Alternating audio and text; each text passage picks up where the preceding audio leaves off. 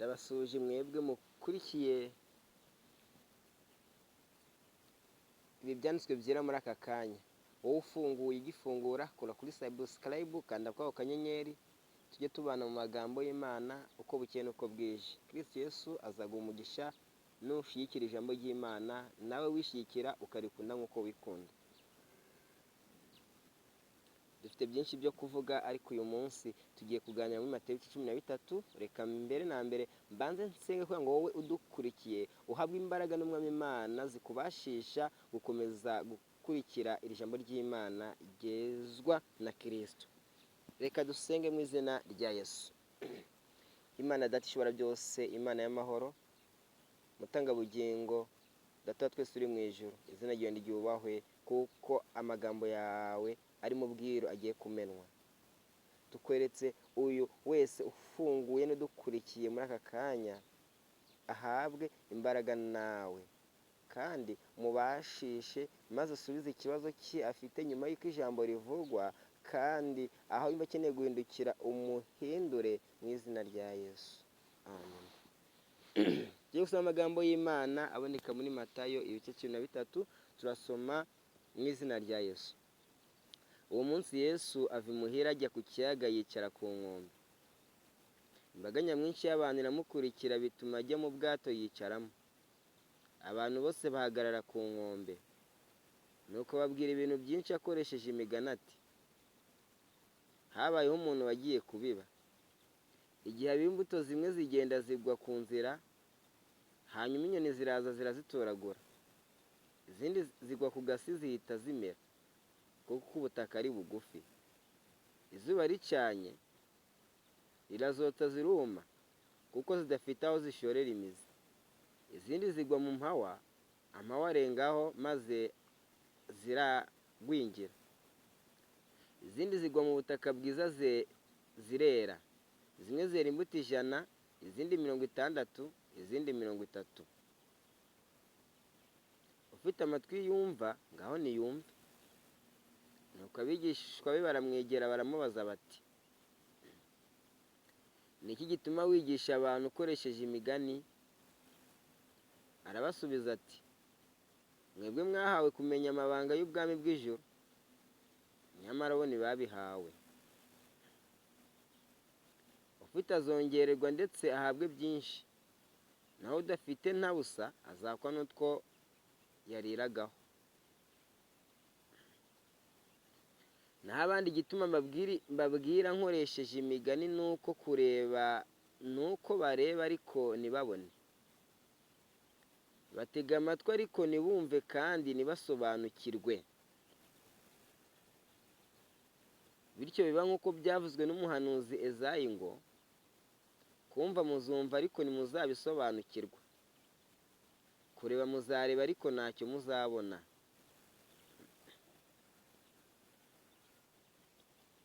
Erega aba ni abantu binangiye,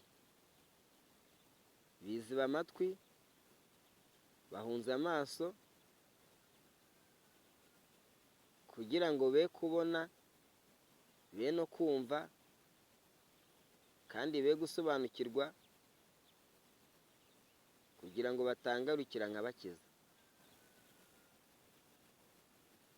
Mwebwe murahirwa kuko amaso yanyu areba n'amatwi yanyu akaba yumva.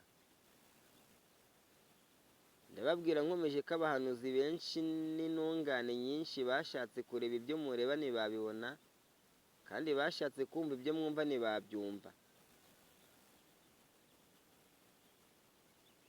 Nimutege amatwi rero mwumve iby'uwo mugani w'umubibyi. Umuntu wese wumva ijambo ry'ubwami bw'ijuru ntarisobanukirwe, ahwanye na hahandi ku nzira imbuto zaguye, maze sekibi akaza agasahura icyabibwe mu mutima we. Aho zabibwe ku gasi ni nk'umuntu wumva ijambo ry'Imana, ako kanya akaryakirana ubwuzu, nyamara ntatume rishora imizi muri we, bityo akarimarana igihe gito. Iyo habaye ingorane cyangwa gutotezwa ahorwa ijambo ry'Imana, ahita acika intege. aho zabibwe mu mpawa ni nk'umuntu wumva ijambo ry'Imana nyamara guhagarika umutima n'iby'isi no gushukwa n'ubukungu bikarenga kuri iryo jambo rikaba nk'imbuto zarumbye. Aho zabibwe mu butaka bwiza ni nk'umuntu wumva ijambo ry'Imana akarisobanukirwa, akera imbuto imwe 100, indi 30, indi 60, indi 30. Yesu abaha ikindi kigereranyo ati, ubwami bw'ijuru wabugereranywa n'umuntu wari warabibye imbuto nziza mu murima we. Igihe abantu basinziriye, umwanzi araza abiba urukungu hagati mu ngano. Nuko imyaka ibaye imigengararo, urukungu ruramenyekana. Abagaragu babibonye basanga nyir'umurima aramubaza bati, mbese ntiwabibye imbuto nziza mu murima wawe? None se urukungu rwajemo rute? Arabasubiza ati, ibyo ni umwanzi wabikoze. Abagaragu bati, mbese urashaka ko tujya kururandura? Nawe ati, oya, mutarurandurana n'ingano. Nimureke bikorane byombi kugeza igihe cy'isarura. Nibwo nzabwira abasaruzi nti, mubanze murundanye urukungu, muruhambiremo imiba muyitwike, maze ingano muzundike mu kigega cyanjye. Yesu yongera kuba ikigereranyo ati, ubwami bw'ijuru wabugeranya n'akabuto ka sinapi umuntu yabibye mu murima we. Karutwa n'izindi mbuto zose, nyamara kamara kumera kagasumba ibindi bihingwa, kakangana n'igiti, inyoni zikaza zikarika mu mashami yacyo. Arongera abaha ikindi kigereranyo ati, ubwami bw'ijuru wabugeranya n'umusemburo umugore yafashe akawuvanga n'ibyuho 3 by'ifu kugeza ubwo yose itutumbye. Ibyo byose Yesu yabibwiraga rubanda akoresheje imigani. Ntacyo yababwiraga adakoresheje imigani. Kwari kugira ngo bibe nk'uko byavuzwe n'umuhanuzi ngo, nzababwirira mu migani bamenyeshe ibyahishwe kuva isi yaremwa. Nuko Yesu asezera kuri rubanda asubira imuhira. Abigishwa be bajya aho ari, baramubwira bati, dusobanurire cya kigereranyo cy'urukungu rwabibwe mu murima. Nuko arababwira ati, ubiba imbuto nziza ni umwana w'umuntu. Umurima abibamo ni isi. Imbuto nziza abiba ni abayoboka ubwami bw'ijuru, naho urukungu ni abayoboka sekibi.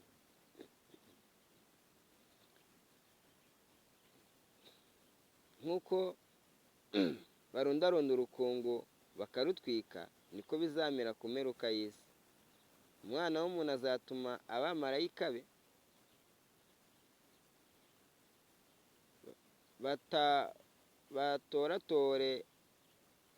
batoratore abatera abandi gukora ibyaha n'inkozi z'ibibi, babakure mu bwami bwe, maze babarohe mu itanura ry'umuriro, aho bazaririra kandi bagahekenya amenyo. Ubwo abatunganiye Imana bazarabagirana nk'izuba mu bwami bwa Se. Ufite amatwi yumva ngaho niyumve.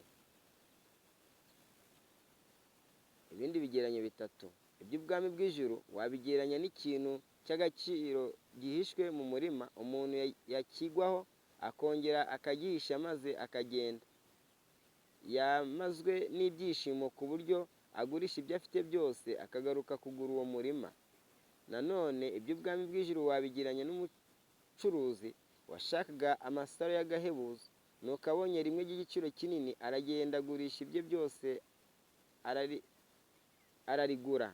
Byongeye kandi iby'ubwami bw'ijuru wabigeranya n'umutego w'amafi banaze mu kiyaga, agafata amafi y'amoko yose. Iyo umaze kuzura bawukururira ku nkombe, bakicara bakajonjoramo amafi ameza bakayashyira mu bitebo, amabi bakayajugunya. Uko niko bizamera ku mperuka y'isi. Abamarayika bazaza bajonjore ababi babakure mu ntungane, babarohe mu itanura ry'umuriro, aho bazaririra kandi bagahekenya amenyo. Nuko arababaza ati, ibyo byose murabyumvise? Bati ye. Arababwira ati, none rero umwigishamategeko wese wigishijwe iby'ubwami bw'ijuru wamugereranya na nyir'urugo ukora mu byo atunze, akazana ibintu bimwe bishya ibindi bya kera. Nuko Yezu amaze kubacira iyo migani arahava, ajya mu mujyi w'iwabo, maze yigishiriza mu rusengero rwabo. Baratangara cyane bati, mbese ubwenge afite n'ibitangaza akora bikura he? Mbese si umwana wamubaje? Ese nyina ntiyitwa Mariya? Mbese abavandimwe be si Yakobo na Yozefu na Simoni na Yuda? Mbese bashiki be bose ntiduturanye? None se biriya akora byose abikura he? Ibyo bituma batamwemera. Yezu niko kubabwira ati, nta handi umuhanuzi asuzugurirwa uretse mu karere k'iwabo niwe mu rugo. Nuko aho ntiyahakorera ibitangaza byinshi, kubera ko batamwemeye. Mwakire neza amagambo y'Imana. Mwami, kumvisha amagambo yawe, bahe gusobanukirwa ko tugiye gusobanura, atari twebwe ahubwo rero ugiye gusobanura, mu izina rya Yesu Kristo, amen. Iri ni ijambo ry'Imana, si iryanjye. Umubibyi ni Kristo, arabiba nk'uko twabibonye. Iyo abibye biba imbuto. Imbuto ni ijambo ry'Imana. Iyo mbuto igwa mu mitima y'abantu batandukanye.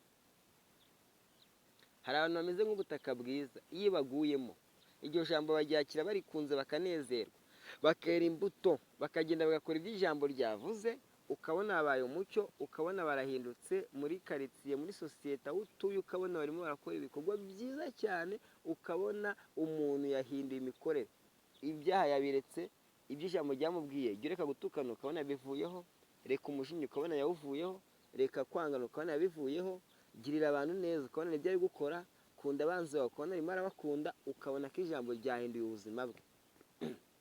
Uwo ntugereranwa n'aho ijambo ry'Imana ryaguye. Iyo mbuto y'ijambo ry'Imana iba iguye mu butaka bwiza, bukera, rigafata rigakomera. Twabonye igereranywa n'izaguye mu nzira. We yumva ijambo ry'Imana ntirimufateho, akabisigaho, ntago ryera, ngo sekibi ahita arikuramo. Abo ni ba bantu bumva ijambo ry'Imana, yamara kuryumva rya jambo ry'Imana yumvishe, bigasa nka babyita nko guta inyuma ya Huye, guta inyuma y'umusozi.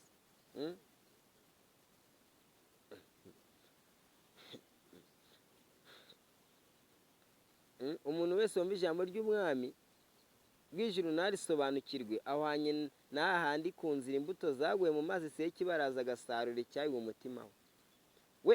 Niyo rivuzwe ntabwo amenya ibiri kuvuga ibyo ari byo, arabyumva ntanabisobanukirwe, akabaza mugenzi we ati, ariko se biriya bintu ari kuvuga uri kubyumva? Ati, se sinumva ari ibintu byumvikana. Ati, ngenda ukumva sinzi ukuntu bimeze. Niba mwarize imibare ikomeye cyane, handi wiga imibare, mwarimu akaza agatangira agasobanura akarangiza, ati, wumvishe iki? Ati, mwari yewe meruka mbona wandika 2 na 3, ati, ariko ibindi ntago nzi naho byanyuze, sinzi nayo iriya formule yavuye. Se ntubona ko ari x power 3 plus 4x minus 5? Ati, ikibazo ndi kukibona, atari ku buryo wagabanyije n'uburyo wakubye ntago ndi kumenya. Na siriya y na x byavuye he? Iriya se power wundi yaje kuva hiti. Ameze uwo muntu we wo mu nzira, ameze nk'umuntu we barabisobanura bikaza mu matwi bikagira, ariko ngo ntago ashobora kubisobanukirwa. Ni izo mu nzira.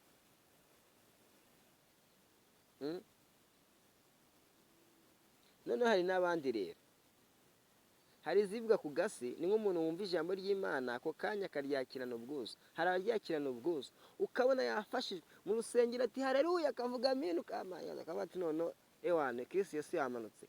Ijambo akaryigisha, amarira akaza, akarira, agapfa, kamera nabi, ati wenda byumva, ati ijambo ryangezemo, ati haleluya, amina, ati niko bigomba kugenda. Atayiwe Mana, bati pastor urakoze cyane. Abo bariho. Abo bariho. Bariho cyane. Ngo ni nko ku gasi, nk'umuntu wumva ijambo ry'Imana akaryakirana ubwuzu, nyamara ntatume rishora imizi muri we, bityo akarimarana igihe gito. Iyo habaye ingorane cyangwa agatotezwa aho iryo jambo ry'Imana ahita acika intege. Mukunda abanzi banyu, kuko iyo ukunze umwanzi wawe umurunzeho amakara akakumunwa. Ati yewe nibyo tuzaba tuyabarunda. Ati mbega byiza. Ariko umwanzi we akaza bakaganira, kamucomoye urutsinga, kamenya ko wari umucomoye kandi urutsinga rugura nka 25, wahora atari ko si urutsinga rwanjye tibugeze nawe rutwaye ariko rwaranahiye, si wihangane uzagura urundi uri umukire. ariko niko njyewe ndi umukozi wawe, ndahira urugo rwanjye ndahira n'urwawe, atukambona urushinga umi umugeri ntago akibuka yuko rya jambo no gukunda niba yamubereye umwanzi, byo gukunda abanzi bawe n'ibirimo byo kubabarira n'ibigihari, kandi yavuye mu rusengero yarize amarira yashotse ngo ijambo ry'Imana yaryumvishe. Hari abantu rero bameze batyo ritajya rishora imizi mu mitima yabo, ngo ntago aryemerera kuko kwihangana ntibikunda. 22 aho uzahibwa umumama ni nk'umuntu wumva ijambo ry'Imana nyamara guhagarika umutima n'iby'isi no gushukwa n'ubukungu bikarenga kuri iryo jambo rikaba nk'imbuto zarumbye. Hari udashobora kwera imbuto,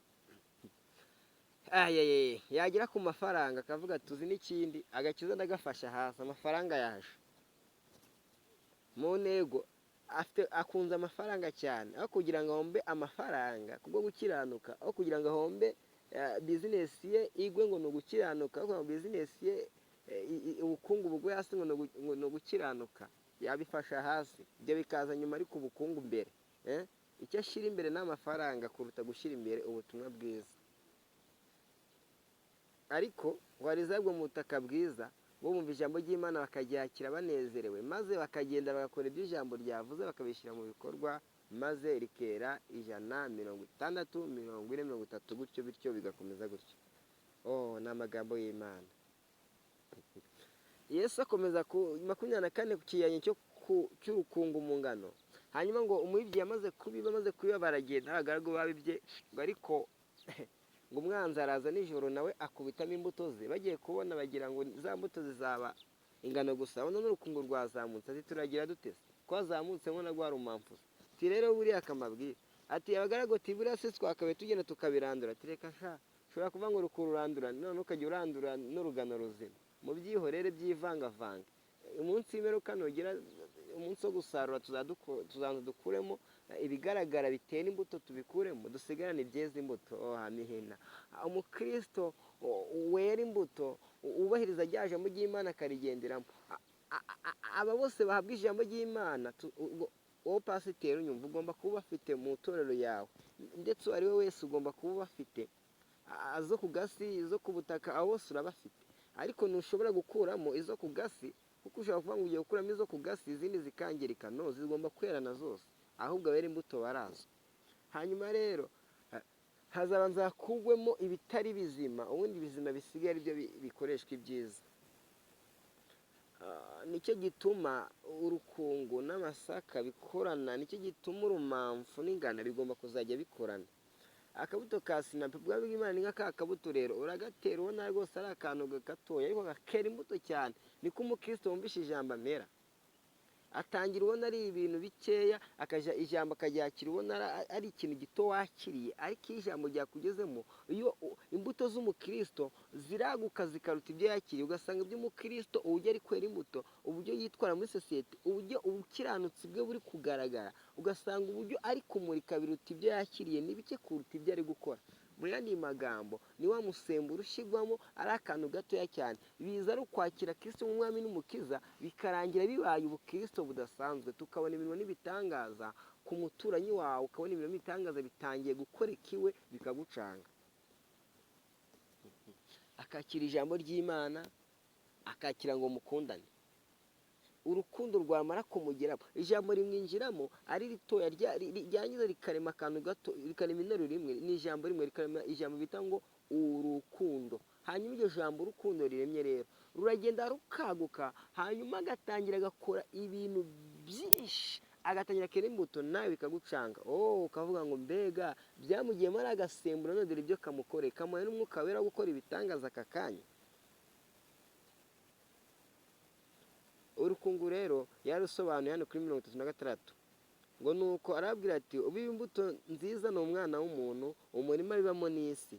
Izo mbuto ziba mu isi, ijambo ry'Imana ribibye mu isi. Imbuto nziza abiba ni abayoboka ubwami bw'ijoro. Ba bantu rero arababibye, arabazanye ngaho arababibye, batereye mu isi, akoze ubwami, akoze akoze itorero cyangwa se akoze ubukristo, naho urukungu ni abayoboka sekibi. Hari abandi rero bagomba kuyoboka sekibi, abandi bagomba kuvamo bagahita bakurikira satani. Umwanzi warubibye ni satani, isarura ni iminsi y'imperuka, n'abasaruzi n'abamarayika. Satani rero nawe aravuga ati oke, bayibye itorero ry'ukuri, nanjye ndabiba iryanjye, nawe agahita biba irindi ry'ikinyoma. Ukuri n'ikinyoma bikagendana, akaba itorero ry'ukuri, undi akaba iry'ikinyoma, bigahita bigenda ari amatora angahe? Abiri. Ukuri, itorero ry'ukuri n'ikinyoma. Rero iry'ukuri rirakora iby'ukuri, iry'ikinyoma rigakora iby'ikinyoma. Buriya mu itorero ufite amatora abiri, ufitemo abagendera mu kuri n'abagendera mu kinyoma. Abo bagendera mu kuri barizera bakagendana ukuri, abandi bakagendera mu kinyoma. Intumwa 12, Yuda yagendaga ukwe, ariko n'abandi bakagenda ukwabo, ariko ntibari bahuje imikorere, kuko umwe yarimo satani, undi atabasha kwinjirwamo satani, bakagendana, ariko umwe agomba kuzacirwaho iteka. Ni ubwiru bukomeye, tuzagenda tubusobanukirwa. Mwakire neza amagambo y'Imana. Ariko Yesu akomeza avuga ngo niba uri iwanyu nk'uko njye unyumva, uramutse uzi tunaziranye, ntushobora kwakira ibyo nkubwira, kuko uzi imibereho yanjye n'imiterere yanjye, ndetse kuko uzi n'intege nke zanjye zose, ntushobora kwakira ibyo nakubwira. Niyo navanga Imana iravuze n'ubyemera, kuko hari ukunze. Yesu akora ibitangaza bati wowe turakuzi, iso turamuzi, nyoko turamuzi, na bene so turabazi, n'uburyo wabaye turakuzi, n'uburyo wambara turakuzi, n'uburyo ugenda turakuzi, twakumenye kuva kera. Ubwo uwo kuza kutubeshya ibitangaza atumva ati usi umuntu yaba yarabikuye he, ngo kugira ngo babyemere, ahubwo barivuvuta, abandi birabagusha bati yewe ntawamenye usi savuye kwa satani. Atahati nose n'umwana runaka nawe yakora ibitangaza, nose nawe yasenga bikemera, ati yewe biraducanze. Uko niko bijya bigenda. Ntukeke ko aho wakuriye, aho warerewe, uzacuruza ntibazakwemera, uzahasengera ntibazakwemera, nuhabwiriza abantu ngo bakuyoboke ntibazaza, n'abazaza bazaba ari bake. Ariko nujyaho batakuzi, bazakwakira kuko batazi ubuzima bwawe. Nibyo Yesu yababwiye ngo umuhanuzi ntabwo abura icyubahiro mu gihugu cy'ahandi, ariko mu gace k'iwabo avuka abura icyubahiro. Mwakire neza amagambo y'Imana. Mwami Yesu abumvishije amagambo baha umugisha n'imbaraga, kuko bamenye uko imbuto zawe zigomba gutangwa, maze ubahindura imitima yabo, ujye bakwera imbuto, imwe 100, indi 60, indi 40, indi 30, mu izina ry'Umwami Yesu Kristo. Amen.